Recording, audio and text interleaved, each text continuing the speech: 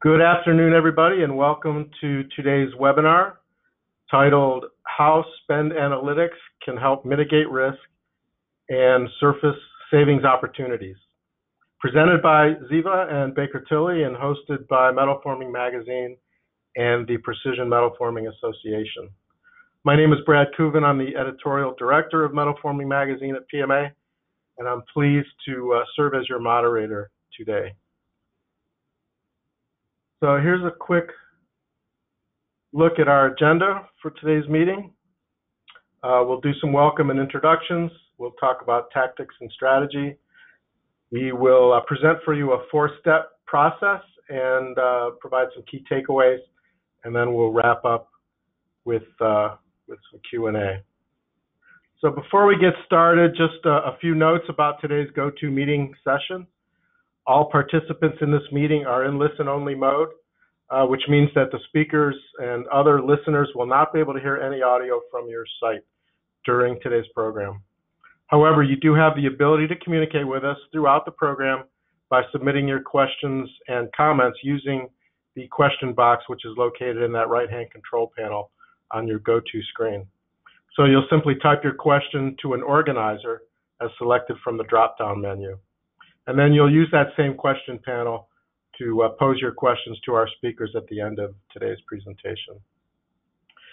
Also want to let everybody know that we do have 3 separate polls throughout the presentation where we'll be asking for some feedback from our audience. Finally, this meeting is being recorded for archiving, and the recorded event will be posted to our website within the next few days. We'll let you know via email when the recorded webinar is available for viewing online and sharing with others. So now it's time to begin today's webinar, and I'll do so by introducing our distinguished panel of speakers. Joining us today are Cameron Reed. Cameron is a senior manager in the supply chain and manufacturing practice at Baker Tilly.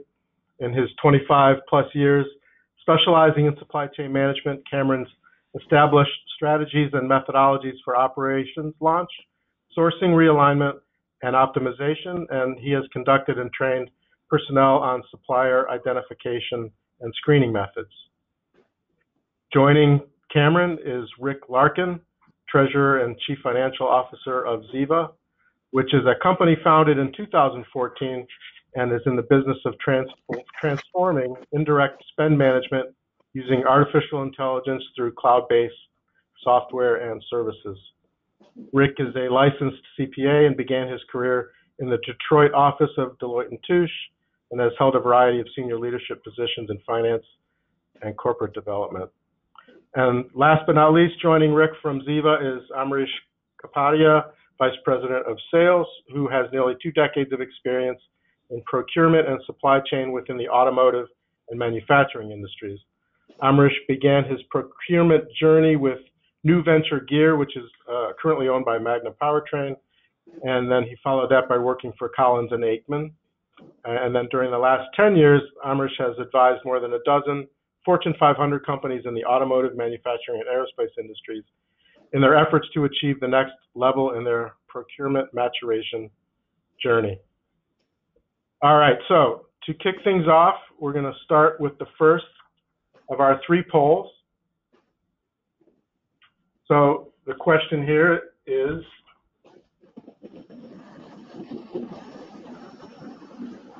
spend analytics a priority in your organization? So you can select from those 4 choices: intermediate, near-term, long-term, and unknown. While we wait for everyone to submit their response, panelists, what do you typically hear from your prospects regarding this question? Anybody want to chime in on that? Sure. So Brad, this is Amrish from Ziva. I typically hear from a lot of my prospects that, especially in these times we are in, I hear a lot of immediate and near term is on their priority list. At least that's what I've been hearing for the past 4 to 5 months in the recent past. Okay. Anybody else want to chime in on what they're hearing from their prospects regarding this question? Sure. This is Cameron. We're hearing a very similar message from our prospects and our client base that we speak with. They are very interested in looking at the analytics, especially attempting to factor in the uncertainty of the overall economic conditions that everyone is faced with right now. All right, thank you. We'll give it another couple seconds if anybody else wants to give a shot at answering this question. All righty, so it looks like 34% of you said unknown, 23% say greater than 6 months, and the similar number, 25%, are looking at 3 to 5 months, and then 18% are immediate. Any comments from the panelists on these numbers? Is this pretty much what you would expect? Yeah, it's definitely on the near and immediate term. I'm hearing a little bit higher percent of folks saying they want spend analytics to be a top priority within the organization. So a little bit lower than what I would have expected based on what I'm hearing in the market, but very much similar. I mean, it's on the path of what overall Cameron said too. Okay. All right, great, thanks. So with that, I'll go ahead and invite our first panelist, Rick Larkin, to talk to us about the importance of having access to data from a CFO's perspective. So Rick, you want to take it away? Yeah, sure, Brad, thanks. And good afternoon to everybody. It's oddly enough, it's budget season. It's the time of year everybody loves their CFO. Endless stream of emails, requests. You know, we normally tie this into the start of football season. We always hope to be done by about game 6. And it seems like most of the time it stretches to Thanksgiving, maybe Christmas. And in my case, and maybe a few of your cases, several times it's gone all the way on to the Super Bowl until we're actually done. But it is that time of year. And interestingly enough, it seems like when we make the distinction between direct and indirect costs, direct costs have an amazing number of inputs that refine the process as you're actually looking at your costs. With today's technology, it's very easy to get a very good handle on what your direct costs are. I mean, as an example, if you're in the forging business, you know the weight of your steel, the chemistry of your steel, you know, the price. If you're actually cutting it, you know how big your bar ends are, what they weigh, how much your scrap rate's going to be. If you're doing warm or hot forging, you have the cost of heating the blank. If you're doing cold forging, you might have your phosphate, soap coating costs, maybe insourced, maybe outsourced. You still have heat treating, and on and on and on and on. It's very, very easy, and there are a lot of awful high-powered people analyzing the direct costs, and you get very, very precise on what those direct costs are. You measure them, you track them. It's very, very good information, and it really, really helps going forward in the budgeting process. And then you have the indirect costs, and it's, I suppose, probably the opposite of direct costs. Where do you really start with your indirect costs? And they always come after the direct costs. And you know, the first question is, well, what did I spend last year? Let's start there. You kind of, as I say, you spread the peanut butter over all the direct costs. You might have 100 categories. And it's like, well, why don't we just take last year and bump it by 2%? And why 2%? Well, because it seems like a good number. And oddly enough, at my first CFO job that was at a forging company some years ago, when I got into the budget for the first time, what I call the 512% solution. We actually allocated indirect costs based on 512% of direct labor. So again, we took direct labor, multiplied it by 512%, spread that overall, all the indirect cost. And as I asked the CEO why we did it that way, his answer was, well, it normally runs between 500 and 525%, so that's what we do. So anyway, you don't spend nearly as much time on the indirect. It's a lot of detail, and the direct takes all the time and gets all the attention. So you finally get your budget done. The new fiscal year begins. Let's just say it's a calendar year. You close January. You have real good intel, actual versus budget on direct. You might have a little bit of price variance, some quantity variance, whatever, maybe a few efficiencies built in there. And then you go to indirect, and the first question is, why are we over or under budget? Nobody knows. You have an immense amount of data, but very, very little information. So you send everybody out in finance trying to get answers from purchasing people, from operations people. Everybody always has a reason. It might take a week or two, but the data sources are very scattered. They're inconsistent, and your answers never really catch up with the monthly reporting. By the time you might have some reasonable view as to what happened with indirect, well, February's over, and now you're doing it all over again. And at the end of the day, you just end up chasing your tail. You get to the next football season and you say, hey, we really ought to do a better job on the indirect, but you never do. And like I said, you end up chasing your tail on all of your indirect costs. So Rick, with the companies that you've been working with over the years, why do most of them, or what do you see as the reasons that they don't spend the proper amount of time on budgeting and measuring and analyzing their indirect costs? Very, very, very fair question. And I think the fact of the matter is, it never gets the attention it deserves because there are way too many categories, way too many vendors. In a lot of cases, you split that out over several locations. And I think the premise is that any single item really doesn't move the needle, but as a group they do. So companies are very reticent to allocate resources, especially people, to do the analysis, and it never becomes a priority because of the cost benefit on a line by line basis just isn't there.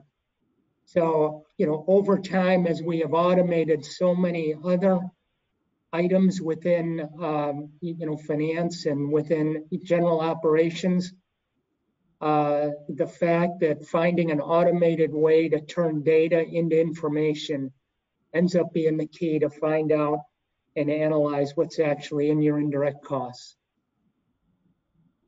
Excellent. Okay. Thank you. Yeah, sure. So let's turn it over to Cameron and talk strategy. Cameron, what are the issues that companies can face if they're not being strategic through all of this? Brad, that's actually a great question, especially given the times that we currently live in. I believe we can all agree that we just experienced a situation and are continuing to experience, to be honest, the recent pandemic, where the supply chains as a whole got caught flat-footed. And really what seems to have occurred is that over time, organizations, and in some cases entire industries, failed to identify through the data, failed to identify the resiliency issues associated with the supply chain. Up on the screen, I have some the actual example with some metrics associated with what we have all just experienced to highlight the lack of preparedness or the lack of use of data in order to be properly prepared from a supply chain perspective. As I said, we're all very familiar with the fact that we're in the midst of a pandemic right now. And we look at where it originated in Wuhan, in China. driving down into some of the metrics, it was really interesting to note that 40% of the Fortune Global 500 firms have a direct presence in Wuhan. So, some of the largest organizations on a global basis were directly impacted by the immediate shutdown that occurred back in January, February. But this goes beyond this. If we advance a slide, when we expand that Global 500 to really the Fortune 1000, okay, only 16% have a tier 1 supplier that has a presence in the region. We're still talking about a significant number of organizations that were impacted. If we proceed to the next slide, you'll see something almost alarming, and that is when you expand the supply chain from looking at just your suppliers, but you expand to that tier 2 level and even beyond to tier 3, so your suppliers. You can see that 94% of the Fortune 1000 have a tier 2 supplier that was reliant, that has a presence in the Wuhan area and was reliant upon that area for critical goods. Now, this could incorporate both direct as well as indirect goods. And this metric highlights why strategy is important when looking at spend information. And the fact that, the overwhelming majority of supply chains have a presence in Wuhan, and all of a sudden we have not just a shutdown in Wuhan, but then it expanded to, really shutdowns on let's call it rolling shutdowns on a global basis. The impact is exactly what we all experience: a shortage of goods, whether it be dry goods, whether it be manufactured goods, whether it be food and beverage. Those shortages have plagued supply chains across every industry at this point, and many continue to struggle. Brad, I believe we have a poll question coming up next. Yep, it's time for our second poll. So we'll go ahead and post the question for everybody, which is, does the data that you're collecting provide visibility into your supply chains?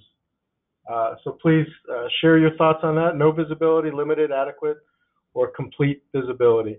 And Cameron, as we wait for folks to respond, you touched on being strategic, how important it is to know the supply chain resiliency in the previous slide. So with everything that happened with COVID earlier this year, even ongoing, are people and companies more receptive to finding visibility into their data? Again, it's a fabulous question, Brad. And in my conversations with clients and prospects, yes, everyone is interested in this. This has become a top-of-mind conversation in many cases. It doesn't necessarily mean organizations feel like they have that visibility, but they are definitely looking at ways to find that visibility, largely because of what has happened in the past 6 months and the recognition that the supply chain resiliency for various organizations has missed some very critical aspects, most notably risk management, risk mitigation, in order to be effective in the long term. Excellent, thanks. So we've got pretty good participation in the survey. Anybody else want to come in at the last second here with an answer? So looks like we got about 68% of our attendees, gentlemen, say they have limited visibility. 22%, 23% say adequate visibility. 6% have no visibility, and only 2% have complete visibility. So again, how does that compare to what you guys see from your customers that you talk to? Again, from who I've been talking to, this is very much in line with organizations I've been talking with. Even the organizations that feel like they have some visibility, that visibility is really at the supply chain at the first tier level. It's not the expanded supply chain. And what what we've experienced in the past 6 months highlights the need and desire for organizations to really expand what their visibility is over time and through the data. Interesting to note, working with Ziva over the past few years, the information does exist. It's just a matter of getting at that information in a timely and meaningful manner. And Brett, I would Yeah. just add one more comment to what Cameron said on the slide before on the poll. What I have seen in the recent past, like Cameron mentioned, in the last 4 to 6 months, the adequate section percent of folks in that have also started asking more questions to say, we need a little bit more. So what was in 2019 that was adequate, a lot of the folks are saying we need to understand our data even more, which brings us perfectly into the next slide, to what my panelists have said over here. It's a 4-step process, and it's extremely important to understand what those steps are, right? So the first step is understanding your data. Your data will lead you to have knowledge. Knowledge allows you to build strategy for your business, and strategy allows you to drive savings for the organization, which is obviously the ultimate goal for any corporation. Go to the next slide, Brett. Now, as far as data is concerned, some of the common data challenges that we hear and see a lot in the market from customers as well as prospects.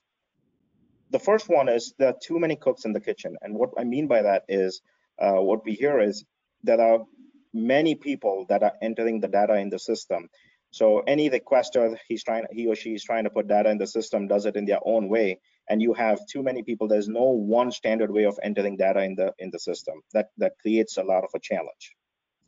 You have incorrect structured data. Again, the larger the organization with more locations, the worse the problem gets, because it's a very manual process. So the structure of the data can vary from plant to plant, location to location. In fact, it can even vary within the same location.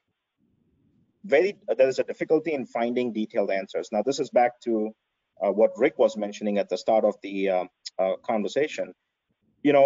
Most people, because they can't find the right answers from within their data, they use that peanut butter spread approach. It's not that they want to do it, but it's too cumbersome to get to the data. So that is one of the key problems. You cannot find the data, especially when you have irregular purchasing practices as far as policies and procedures are concerned. Everybody is trying to do it a little bit differently. Lack of standardization, that's another key problem for parts and services, how and what you're buying. Indirect, specifically on indirect, right? Direct is very much structured. It's tied to a bill of material. People understand what you have to buy. It doesn't change. And if it does change, it is a very stringent process for the change. Indirect is very regional, very local, and that adds to more complexity. Tough to introduce competition. Even when you want to save money, because you can't introduce competition or the right vendors into the mix because you don't understand your data. So if you don't understand your data, how would you bring in suppliers to bid on certain products or services, because you can't give them the right information for them to do the right job? You have unclear service data, which ties to the point I just mentioned. And then finally, excessive number of platforms and approaches. Many companies have multiple different ERP systems, and there are good reasons for it, right? You as an organization may have grown through acquisitions, mergers in the past. You may have built some homegrown systems in the past, which you are yet maintaining. And then you have different approaches on how everybody wants to do business, because when the businesses were acquired, the practices were not merged together, and that creates further complexities within the data. However, the good news there is there are technologies and tools and platforms out there that can help companies address all of these issues that we are just mentioning. Brad, if you could go to the next slide for me, please. Excellent. Let me ask you, Amrish, being in the sales role, you talk to lots of prospects on a daily basis. Can you share with our audience if the data challenges that you just described, do those fit any particular market segments, small, medium, or large, or do you see it across the board?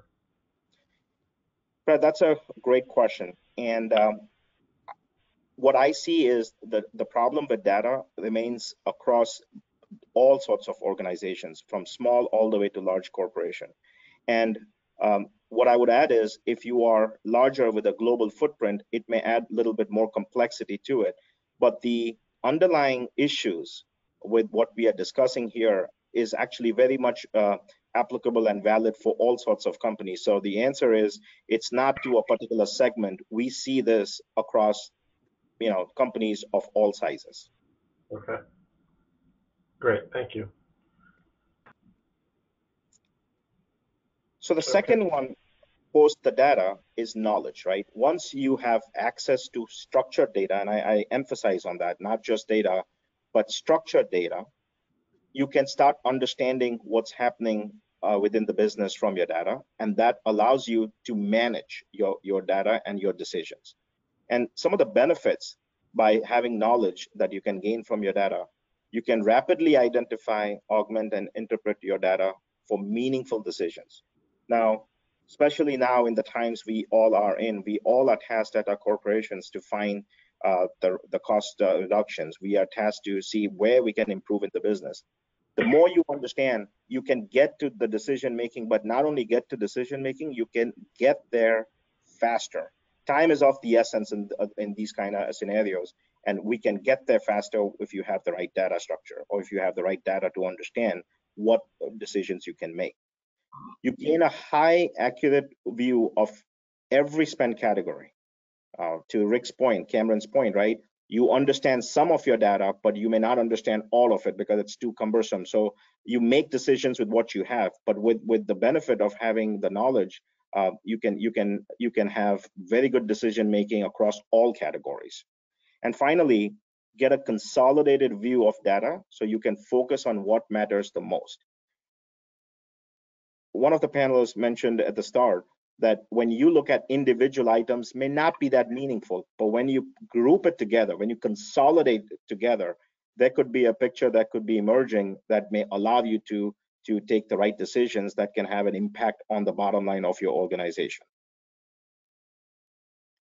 Brett, can we go to the next one?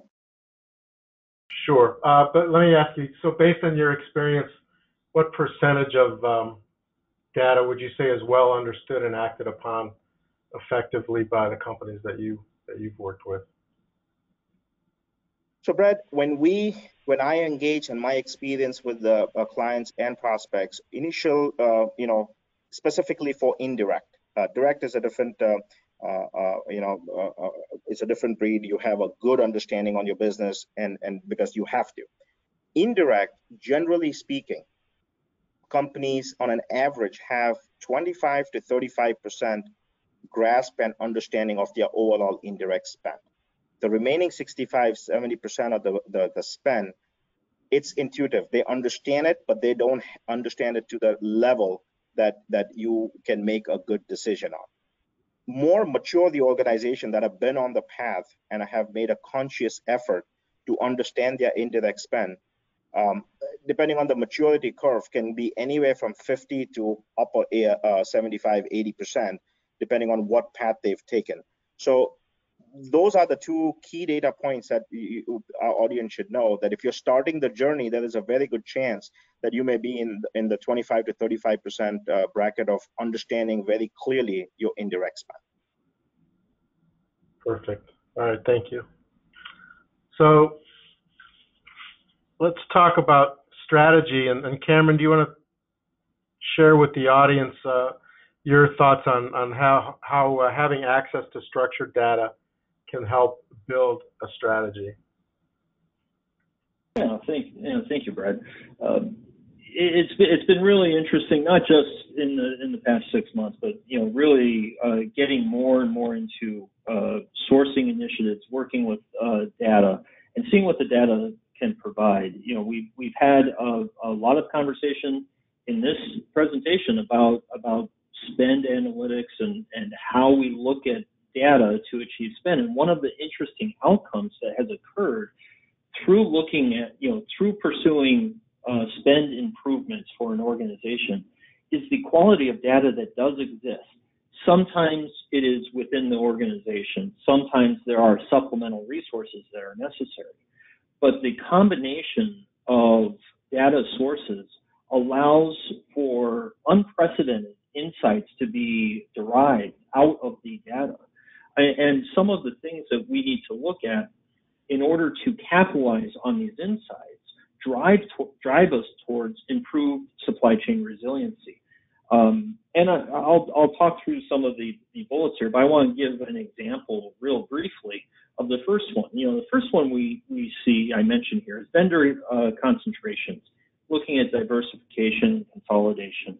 We all know when we do a sourcing initiative, there's an inherent belief that we want to consolidate vendors, consolidate our spend in order to get better discounts.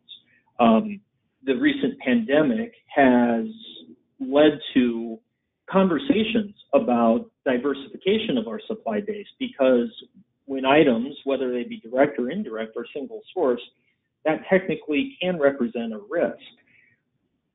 I was recently working with a hospital system who was very excited because they diversified their supply base. Instead of using one GPO or group purchasing organization, they were now using two.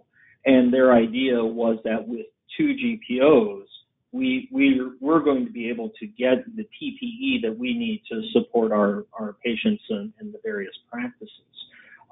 Unfortunately, they did not have the proper visibility into the overall supply chain and realized that the two GPOs were buying PPE from the same manufacturer in Dalian, China. So even though they had two suppliers, they actually made their supply chain less resilient, because now they introduced additional complexities in order to get to the exact same product. But that is one example of where appropriate data can lead to improved strategies, and looking at whether it be diversification or consolidation, but also looking at the vendors themselves and that expanded supply chain. Other pieces of information that come to light during an analytics exercise associated with spend analysis. You have, and we have seen the views into geopolitical situations, which can be, and I want to be careful about geopolitical, because that makes everyone immediately think of large international organizations doing business all over the world. That's not necessarily the case. We can now put forth an example here in the United States, where we have various regions of let's call it civil unrest, which is making doing business in those regions extremely difficult. If you have visibility and know that some key suppliers are in the city, and my apologies for anyone who is in these areas, in the city of Portland or in the city of Seattle, you can, today, you can make the assumption that I may experience some disruptions to that supply chain. What is my next best alternative? So geopolitical really expands well beyond the international. You can bring that down into a national or even a regional viewpoint to look at the ease of doing business and what type of disruptions might occur. All of that obviously comes from the data that is available. We also have found views into competence of regions, how difficult it might be to source a specific item or set of items, commodity, out of a given area, as well as infrastructure. And my example about Portland kind of goes to infrastructure too, where we can safely assume today that transportation in and out of that region may be a challenge. But so that allows for strategic decisions to be made, and for organizations to start looking at different definitions of strategy based on the data that is available in mind. Again, that data, surprisingly, is oftentimes available, but when you're focused solely on price points and cost savings, there are certain elements that are often put to the side as unnecessary to make the initial decision, but allow for appropriate strategic decisions and improved, ultimately driving an improved supply chain resiliency. Excellent. All right, thank you. So Amarish, clearly understanding your data, having the knowledge as we discussed and a strategy leads to savings. So how then do customers get broader buy-in from the organization? Brad, great point, right? To summarize, data leads to knowledge, knowledge leads to strategy, which Cameron talked about, and strategy will lead to savings. Now, data visibility leads to informed decisions, which means you will have good results in savings. But the key point here is the decisions that you are making is without emotions. It's based on facts, it's based on data. And what we have seen is that results in key stakeholders in the organization embracing your initiatives. And this is the key, because now people feel part of the decision making. They feel part of what you are saying, and they have a say in it, because when you have numbers and data in front of people, there is no more emotions. The arguments are based on facts. And I think this is the biggest win within organizations to realize those savings. And in addition, once you implement and you want to be able to monitor your savings every month, this allows the organization to have, or the key stakeholders to have, a sense of responsibility in that decision making that they were part of, and they will provide you the right support and the structure to make sure that as an organization you are achieving those savings. So in my mind, savings is a natural outcome if you follow the first 3 steps, and there is success to be had, not just for one time, but month in, month out, quarter in, quarter out, year in, year out. And that is what my key point is on this particular slide. Excellent. All right. Thank you. So now it is time for our third and final poll. So please, audience, give us your answer to this question, which is, are you able to find savings opportunities from the data that you're collecting at your companies? So your choices are never, by chance, sometimes, or always. And while we're waiting for our folks to take the survey, Cameron, you consult with a lot of clients, and in your experience, when your customers have adopted some sort of a spend analytics tool, do they typically find solid savings opportunities from their data? Absolutely. And as Amarish has very well articulated, data is key in this process. It allows us to transition from knee-jerk reactions to fact-based decision making.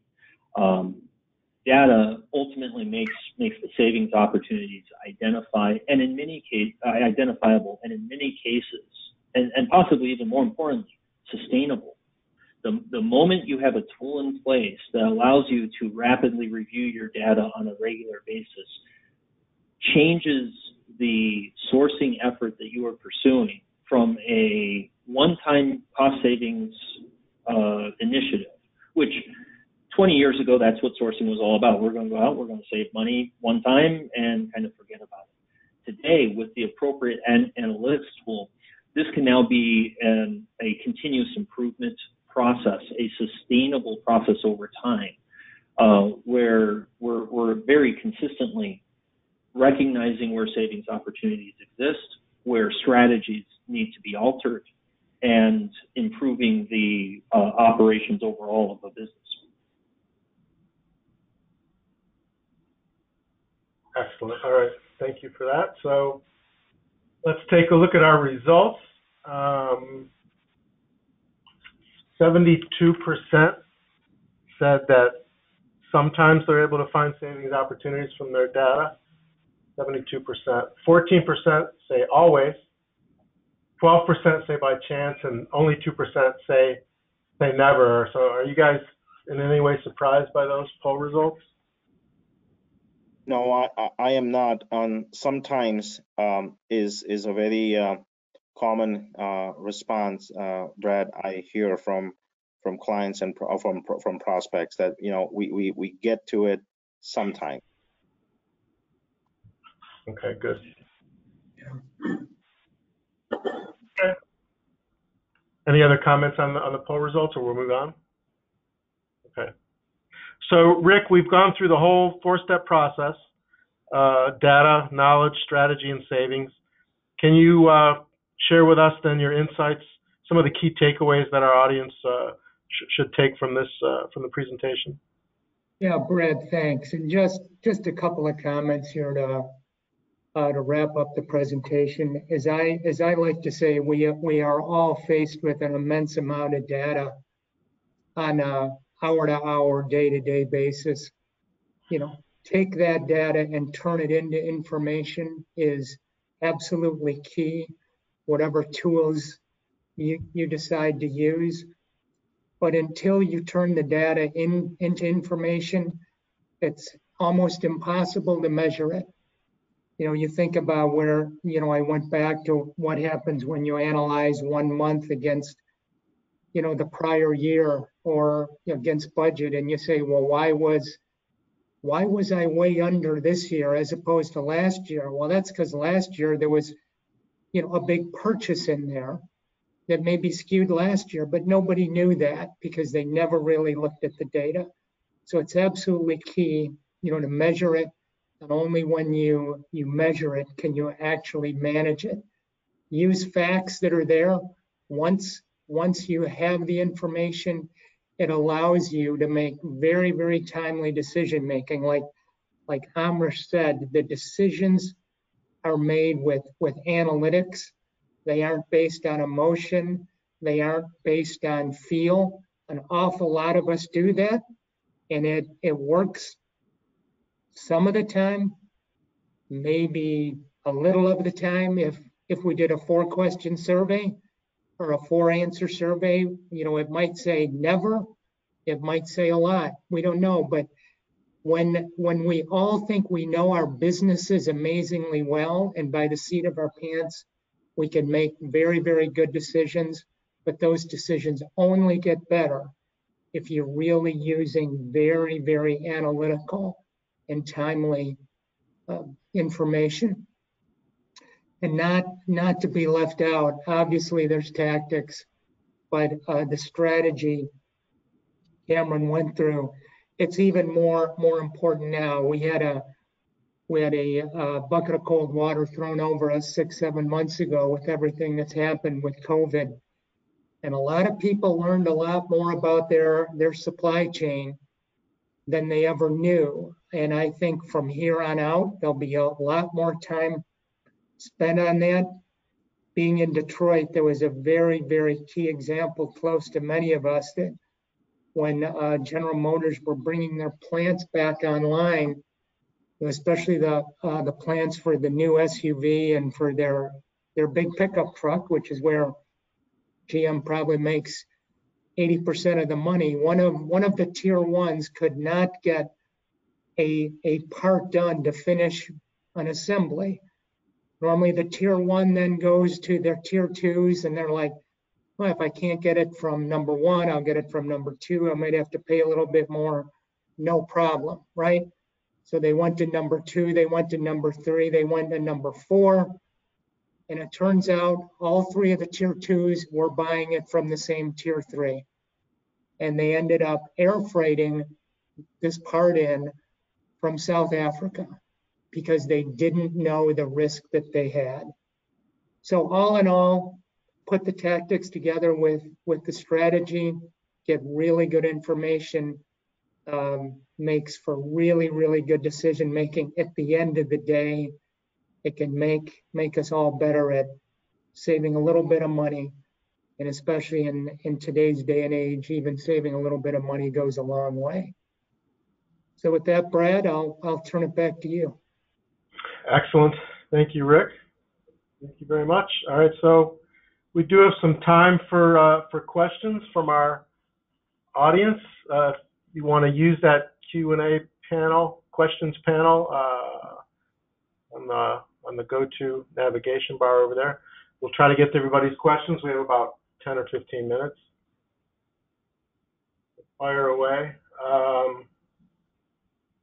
The first question, can I get started? And I don't know which of you guys wants to attack these, but I'll just pose them to the group. Can I get started with spend analytics if I have a small team or no or limited resources in terms of leading the projects?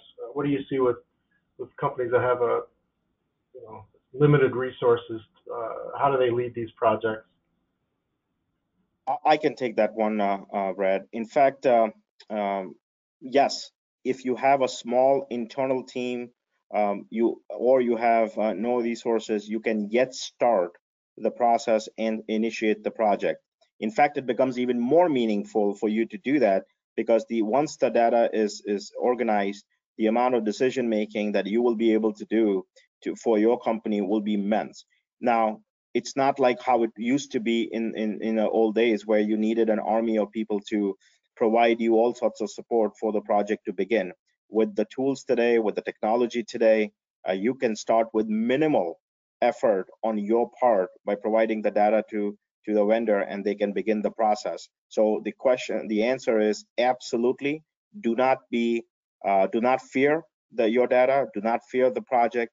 It is very much possible. With minimal resources, you can yet get the project done effectively and in a very timely manner. Great, thanks, Amrish. So how long, the question is, how long does it typically take to, I'm sure you hear this all the time, how long does it take to implement a spend analytics project?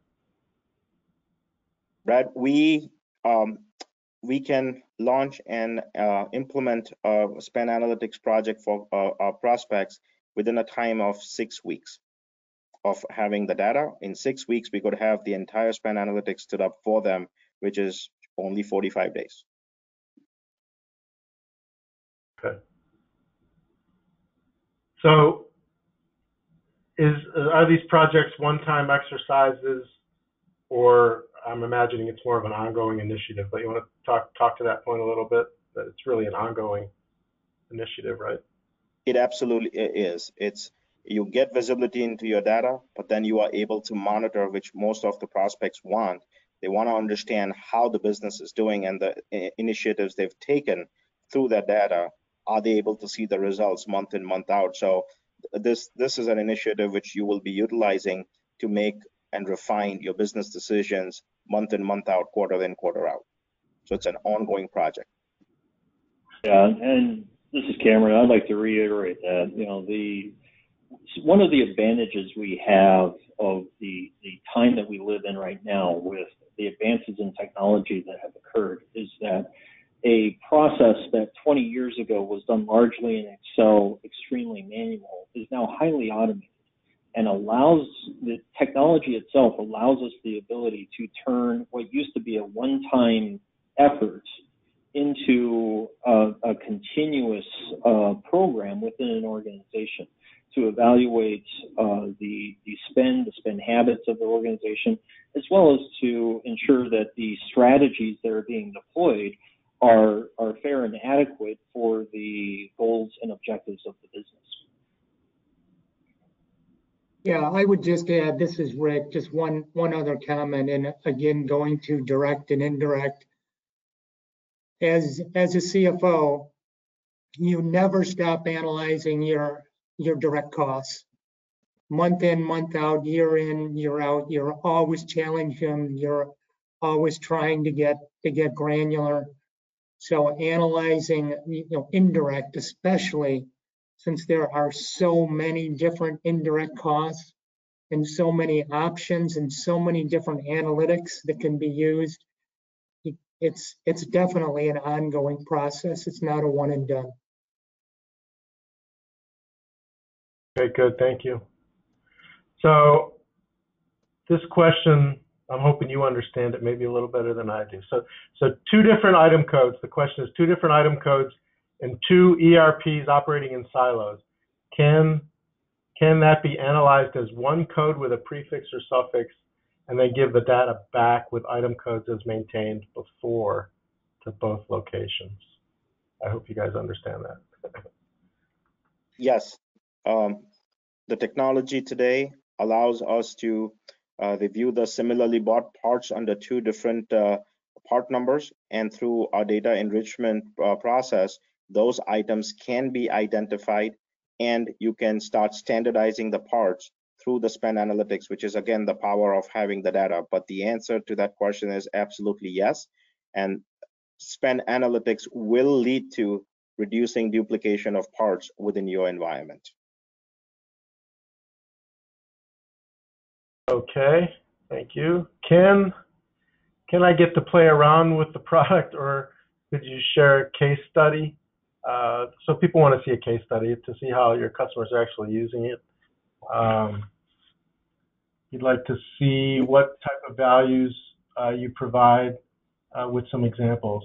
So this guy's WRT data enrichment. I'm not sure what that means, but he's interested in insights leading to the savings piece. So do you have case studies on the website, or are they available somewhere, or should this person just email you? And we do have email addresses for these guys on the final slide. So would you prefer that be answered, through Yes. email, or do you have someplace on your website where they can see case studies?